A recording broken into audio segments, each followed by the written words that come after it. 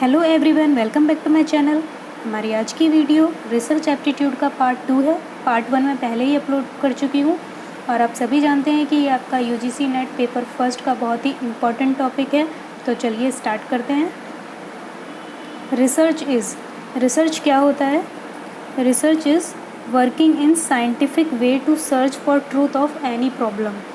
किसी भी प्रॉब्लम की सच्चाई जानने के लिए एक साइंटिफिक वे में काम करने को ही रिसर्च कहा जाता है। विच of the following is the first step in starting the research process? Research process start करने के लिए जो पहला स्टेप होता है वो क्या होता है? आइडेंटिफिकेशन ऑफ प्रॉब्लम को आइडेंटिफाई करना कि किस प्रॉब्लम से रिलेटेड रिसर्च करना है। तो ऑब्वियसली सबसे पहला जो स्टेप होगा वो आइडेंटिफिकेशन ऑफ प्रॉब्लम ही होगा। Option C. A common test in research demands much priority on. जो रिसर्च में जो एक कॉमन टेस्ट होता है वो सबसे ज़्यादा प्रायोरिटी किस पर होती है? उसकी सबसे ज़्यादा प्रायोरिटी पर होता है रिलायबिलिटी भी होती है, यूजेबिलिटी और ऑब्जेक्टिविटी। तीनों चीज़ें जो होती हैं वो प्रायोरिटी पर होती हैं। All of the above. Option B. Action research means, action research का क्या मतलब होता है? तो action research a research initiated to solve an immediate problem. एक रिसर्च जो एक इमीडिएट प्रॉब्लम को सॉल्व करने के लिए शुरू की जाती है उसी को एक्शन रिसर्च कहा जाता है।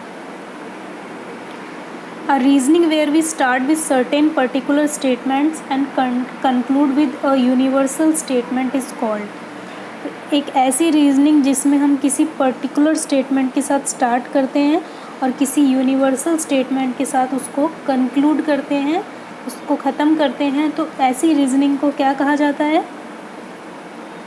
Inductive reasoning. Option B. Next question. Which of the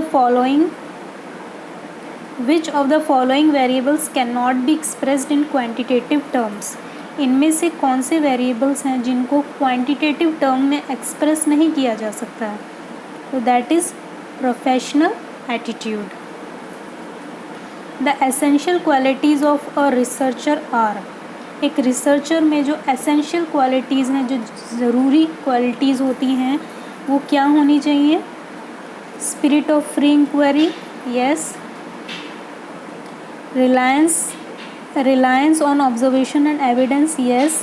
Systematization of theorizing of knowledge, yes. तो ये सारी ही होनी चाहिए, all of the above। देखिए, फ्री इंक्वायरी की स्पिरिट उसके अंदर होनी चाहिए और ऑब्जर्वेशन और एविडेंस पर ही वो पूरी तरह से निर्भर हो, ये होना चाहिए। और सिस्टमेटाइजेशन होना चाहिए और उसको थ्योरी की नॉलेज होनी चाहिए।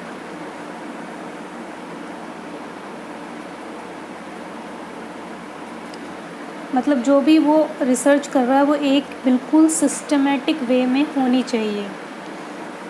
In the process of conducting research formulation of hypothesis is followed by. जब जो रिसर्च की जो प्रोसेस होती है, जो कंडक्ट की जाती है, उसमें जो फॉर्मुलेशन ऑफ हाइपोथेसिस होता है वो किसके बाद में होता है? Selection of research tools. Option C.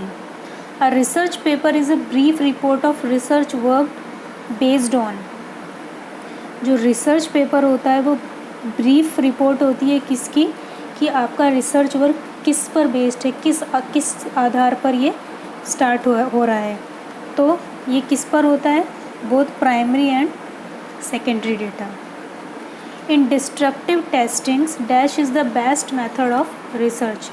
Destructive testings में जो रिसर्च का जो बेस्ट मेथड होता है वो कौन सा होता है? वेट,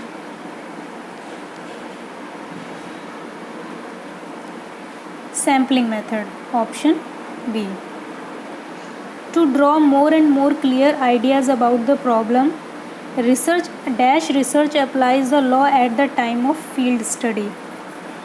ज़्यादा से ज़्यादा प्रॉब्लम के जो क्लियर आइडियाज़ हैं उनको फाइंड आउट करने के लिए कौन सी रिसर्च अप्लाई होती है at the time of field study के टाइम पर?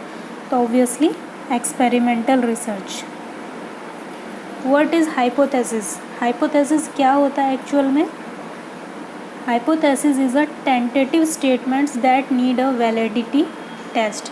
ये एक टेंटेटिव स्टेटमेंट होती है जिसको एक वैलिडिटी टेस्ट की ज़रूरत होती है, जिसको एक वैलिडिटी चाहिए होती है। नेक्स्ट क्वेश्चन, और इसका हो जाएगा option A. Participant observation is getting your self completely involve in the study of. जो पार्टिसिपेंट ऑब्जर्वेशन होता है वो आपको पूरी तरह से किसकी स्टडी में इन्वॉल्व कर लेता है? पीपल। नेक्स्ट क्वेश्चन, इसका हो जाएगा option D. Research and development become the index of development of country. Which of the following reasons are true with regard to this statement? जो रिसर्च और डेवलपमेंट होता है वो एक इंडेक्स बन चुका है कंट्री की डेवलपमेंट के लिए। तो इनमें से कौन सी रीज़न इस स्टेटमेंट के रिगार्डिंग सही है? तो ये हो जाएगा because R&D reflect the true economic and social conditions prevailing in the country. क्योंकि जो रिसर्च और डेवलपमेंट होती है वो कंट्री की ट्रू इकोनॉमिक और सोशल स्टेटस दिखाती है। Because R&D targets the human development. क्योंकि जो रिसर्च और डेवलपमेंट होती है वो ह्यूमन डेवलपमेंट को टारगेट करती है। Because R&D can improve the standard of living of the people. जो रिसर्च एंड डेवलपमेंट से जो कंट्री का जो स्टैंडर्ड लिविंग स्टैंडर्ड होता है वो इम्प्रूव होता है। तो ये सारे ही स्टेटमेंट करेक्ट हैं।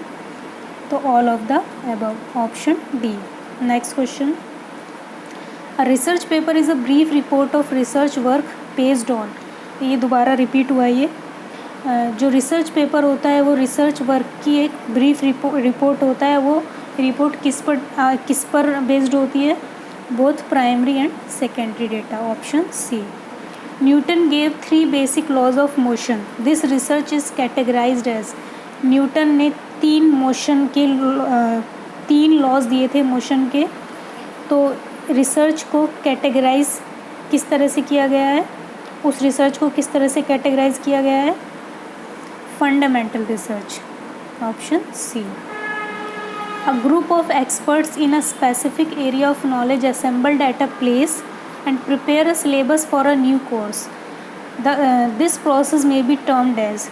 बहुत सारे एक्सपर्ट एक स्पेसिफिक एरिया पर इकट्ठे होते हैं और सिलेबस प्रिपेयर करते हैं नए कोर्स के लिए। तो इस प्रोसेस को क्या कहा जा सकता है? Workshop, option B. In the process of conducting research, formulation of hypothesis is followed by। This is also a repeated question। यहाँ पर हो जाएगा collection of data।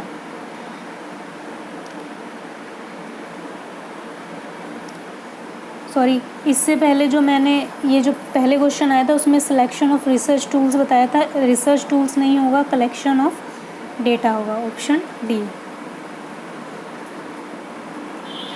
Public communication tends to occur within a more. जो public communication होता है वो किसके under में होता है? With in a more formal structure. Public communication किसके अंदर अकर करता है? With in a formal structure. तो ये था हमारा पार्ट 2। पार्ट 3 के लिए आप मेरे चैनल पर बने रहें, जल्दी ही अपलोड की जाएगी। और अगर आपको वीडियो पसंद आई तो प्लीज़ मेरे चैनल को लाइक एंड सब्सक्राइब करें। और अगर आपको कहीं पे भी मिस्टेक लगी हो तो आप कमेंट सेक्शन में बता सकते हैं। Thank you.